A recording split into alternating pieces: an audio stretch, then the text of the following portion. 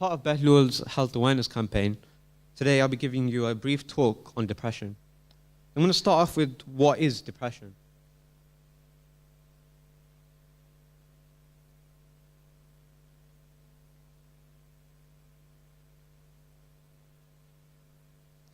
Okay, so in your brain, you have many nerves.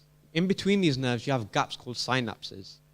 Within these gaps, there's a chemical called serotonin.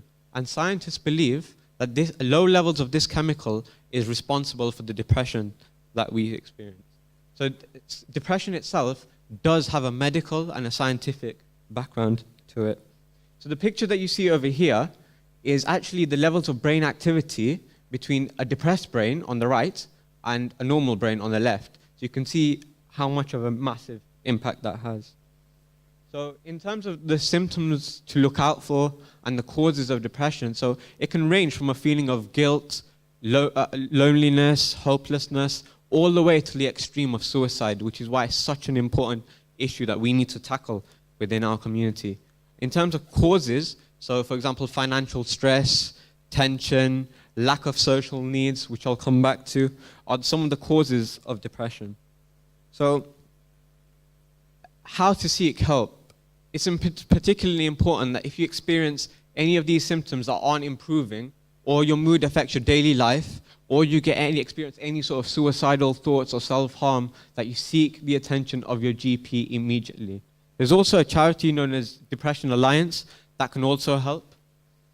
So, normally we have this perception that we'll go to the GP, they'll give us antidepressants, and antidepressants aren't very good tablets, and they won't work. As they say in Gujarati, depression tablets boj kam nati kartu. So I want to address this by, first of all, antidepressants are not just one type of tablet. There are various different classes, and as other medication, just like antibiotics, they have their pros and cons, and this is actually up for discussion with your GP.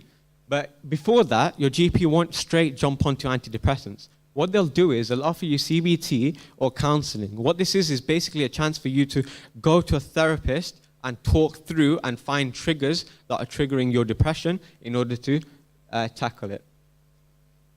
So that's what to do, what not to do. So often what we have is, we have people in our community that will suffer from depression, but they'll suffer in silence.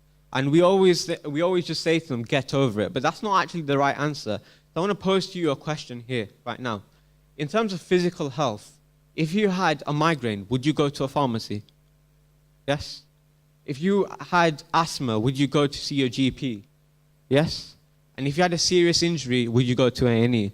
So for all those aspects, you would seek medical attention. So my question to you is, why not also seek medical attention for mental health too?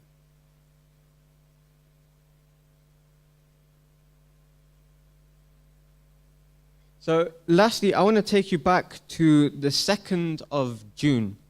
It was a Jummah khutbah by Brother Hassan Abdullah, a very good Jummah khutbah. And he actually quoted that we have more than just physical needs, such as eating and drinking. We also have social needs that need to be met in order to plug the gap, or someone else will plug this gap. As mentioned, a lack of social needs within an individual can cause depression. So I want to leave you with this thought that from that Jummah khutbah, relating to depression, how this fits in.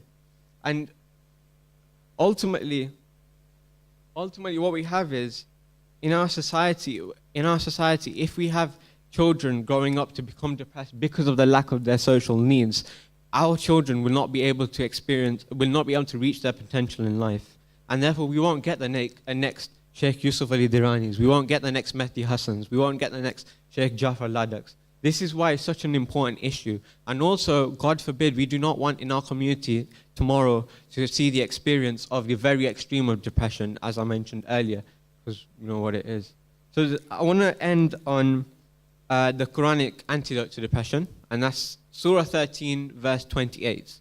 Verily, in the remembrance of Allah, do hearts find rest. So I ask you here today to open up this subject, not to make it a taboo, to remove the shackles, to start talking about it, and genuinely help those who are suffering in our community of depression, so that as a whole, as a community, we can move forward. Ahsan.